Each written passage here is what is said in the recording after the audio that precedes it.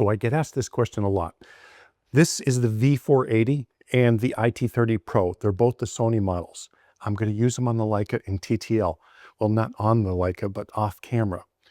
I'm using the X3 remote for the Leica. Now remember, these are independent if they're not on camera. You can use a Nikon, a Sony, a Fuji, it doesn't matter, just so you have the remote for your camera. So this is the Leica remote. If I was using a Nikon with a Nikon remote, I can use the Sony flashes just so they're not on camera. It's independent. The only thing that matters about this as a Sony is if it's going on camera, because it's the hot shoe for the Sony. The Nikon, again, the Nikon hot shoe for the Nikon camera. This is what you need to make these work in TTL. So we're using the X3 today, the Leica branded X3 on the Leica camera, and we're going to see how the TTL works with these. I'm really excited to share this with you because I know a lot of people waiting for this, me included. I'm praying that these work really well in TTL with the X3, because then I can take it off camera. Right now I use the Leica SF40, very expensive flash. It works great, but I can never take it off camera. Now I'd be able to take it off camera, and these both fit in my pocket. I put this one in my back pocket, this one in my front pocket. It's just so easy. So fingers crossed, this is going to work well. I'm excited to share this with you. Anyway, let's get into the shoot and see how these things do in TTL mode with the Leica. I'm using the Q2 today, by the way. This is the hardest one, so I figured I'll use this one and make sure these things work for you in this one. If it works on the Q2, it's going to work on the Q3 and the SL and so forth. But I have high hopes for this. Thanks for watching. As always, let's get into the shoot. So when I first started the shoot, it was primarily just to see if these two flashes and the X3 for Leica would work in TTL. And spoiler, they do. It just works. Now, I wasn't expecting them to work that well because of my trial with this with the Sony, because when I'm using off camera with a Sony and Godox, I don't have great luck with it. It's always, at least a stop and a half underexposed. Yeah, I didn't have that with Leica. So I highly recommend them for the Leica users out there who don't want to get the SF40. Now, again, the SF40 I love, it's accurate. This is as good, if not a little bit better than the Leica SF40, but you can't take the SF40 off camera. That's the positive part. The problem is Godox does not make a speed light that actually goes on Leica. They only make the remote for Leica. I tried this in every which way. I did higher ISOs, lower ISOs. Like here, I raised the ISO to bring out that backdrop. I raised it to ISO 1600. I used all different shutter speeds. The flash worked in TTL with everything I threw at it. Now I'm throwing the V480 in my pocket. I'm going to pull out the little one, the IT30. I'm going to do the same thing with this, test this. Again, spoiler, it works. What became fun with this shoot is using these in different type scenarios and then putting them both together with this camera, because I wanted to see how the TTL was with using two flashes. Now, I'm just going to tell you right off, if you're using one flash as the main and one flash as a backlight, you're going to subtract minus 2.5 to minus 3 automatically, especially if they have blonde hair. If they have darker hair, you can go, minus 1.5, because TTL does not work on the back of someone's head. It just doesn't know how to read it. So just subtract that light right from the start if you need to keep it in TTL. Otherwise, I would just put it in manual, put it at its lowest, and then raise it up just a little bit. But it works. And you're going to see that within this shoot. But I was having so much fun with these little lights around the building because they were just working in TTL. I didn't have to think. I didn't have to worry about changing anything. It's fantastic. Anyway, I'm gushing a little bit because I didn't expect them to work this well, and I didn't expect both of them to do this well after using them on the Sony. Because again, off camera with the Sony, they're all underexposed.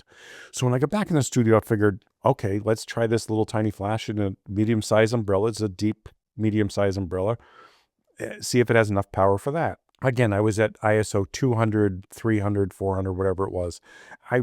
You're going to see all different ISOs throughout this whole thing. I'm not leaving them, in the description because it doesn't matter. Why doesn't it matter? Because it works at all of them. So, what does it matter? Whatever you're going to throw at it, if you're using a Leica system, it's going to work. But the fun part was, okay, now I'm taking that V480 and umbrella, and I'm throwing the IT30 as a hair light. Now, this is two little pocket flashes that literally fit in your pocket that I'm going to create images with that are nice. I mean, it's really impressive. So I'm going to leave the IT30 Pro for this first shot at just TTL, and you're going to see it'll blow out her hair because it just can't read it. So it's really easy. After I see the image, I see her hair blown out. Again, she's, a heavy blonde, so, it's really going to show. And it's too low. I'm like, I have it pointed at the center versus the top lower. You want that hair light to come down on the hair. You can have full coverage on it, but it has to start at the top, not the center of the head. So I just raise it up a little bit. I subtract the TTL to minus 2.5, I think this was. And now I could just keep shooting without worry. Again, normally I would just throw it in manual, but I really wanted to show you what all of this whole system can do in TTL if you wanted to use it like this. Now, you have to admit, having a V480 and an IT30 in your pocket and an umbrella, not in your pocket, that would hurt, and a light stand, it makes a nice little portrait lighting system setup without going all in or, going too expensive. The V480, I think, is $149 or $159, give or take. The IT30 is $79, and the X3 is, well, I think it's $79 for the Leica. That's a inexpensive little setup for a portrait setup. And you can see by the looks of it, everything looks good on it. I'm thrilled with it. Color is actually good. I didn't have any color issues or, strange color changes, no matter what power they were at, which is really remarkable considering I have a $1,000 Profoto A10, which can't hold color at all when you change the power of the light. And this one's holding color without a problem. So I'm impressed with the lights is all I'm saying. I'm very happy with the way they're working. And I'm sure it's a Sony thing, why they don't work this well off camera, because the Sony flashes on a Sony camera off, when you're using them off camera, they work fantastic. And I'm hoping, that they fix the Nikon for the Hasselblad. If anybody's used this on Nikon, I would really love to, hear how it did for you and how it's working for you. Now I'm pulling up this pop-up again. This is that round flash, but again, Godox has one of these. But I wanted to try it. This is a smaller head. They're adjustable, so you can, really make that a lot smaller so it'll fit the smaller heads. But I love this little thing because I love walking around with this. One light, boom, it's done. And it, gives you a larger light source, obviously. But I still keep it at a distance because I want that little bit of a harder look.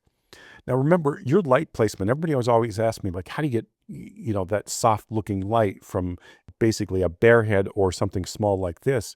And it's just light placement and how they're turned into it or away from it. You can see this. I'm getting the shadows. It's not as soft as it could be. Again, that's my preference. Turning her head towards the light just a little bit more, it'll soften the light and make it, look a lot softer than it actually is in comparison to the light source, the size of the light source. So, getting soft light, even with a small head, if I'm just using a bare flash, it matters, where you place it. And of course, how much ambient light is coming into it as well. There wasn't too much ambient light coming in here. I know it looks, like it's bright in this hallway, but it's very, very dark.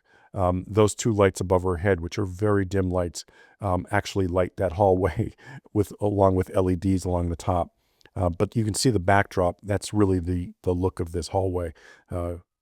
So these lights are doing, or this flash is doing most of the work.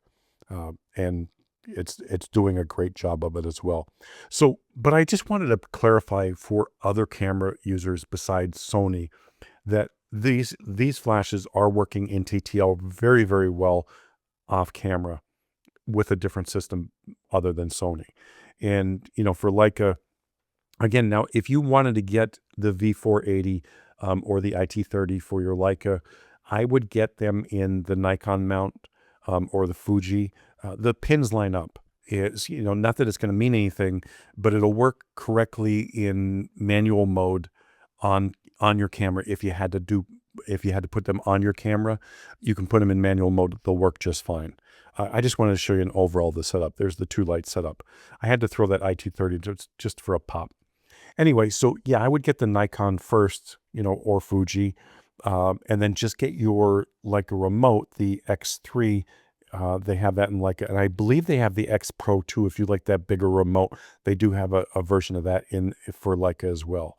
But it's a nice thing to have 2 flashes like this, other than Leica flashes themselves, that cost $600 for a little speed light, versus one of these for $149 and a $79 remote. That's going to work with your Leica pretty well. Now, again, don't expect perfection, and I'll leave a link to that quick tutorial on using TTL at the end of this. If you learn how to use your flash and the different scenarios that you might run into, you'll be able to correct the issues that you would have with TTL before they even happen. Just that kind of knowledge helps quite a bit. But these flashes and everything I'm throwing at, I wanted to really just try them in every different way. Shoot through umbrella, reflective umbrella, everything I have. I didn't try them with the silver because I don't like silver umbrellas with speed lights. You always get weird patterns because of the off-centered umbrella. That's just me. Maybe they work for you. I don't know, but they just don't work for me very well. But a shoot through like this or a white reflective umbrella works fine, and they do a great job. Now, I do open up the wide angle diffuser on the flash, the built-in one, when I'm using them in umbrellas, whether it's a reflective or a shoot through. I open that, wide angle diffuser to help fill the umbrella quite a bit more. So make sure you do that. And again, when you're using a backlight like this, which I'm so thrilled with these little lights, the IT30s, whether you can use them in TTL or manual mode, it doesn't really matter. They just work. And having those little flashes like this and be able to put them in different areas while you're shooting. And I'm sorry, I know $79 is a lot, but it's very inexpensive for this type of functionality and size of a flash and what it can do for your shoots. I mean, having, I have 3, I'm going to have 4 of them soon because I love them that much. Actually, I'll have 5 because I'm buying 2 of the Nikon versions, hopefully for the Hasselblad, and I hope they actually work in TTL because the X3 doesn't. Anyway, thanks for watching as always. If you have any questions, leave them below. I'll be glad to answer them.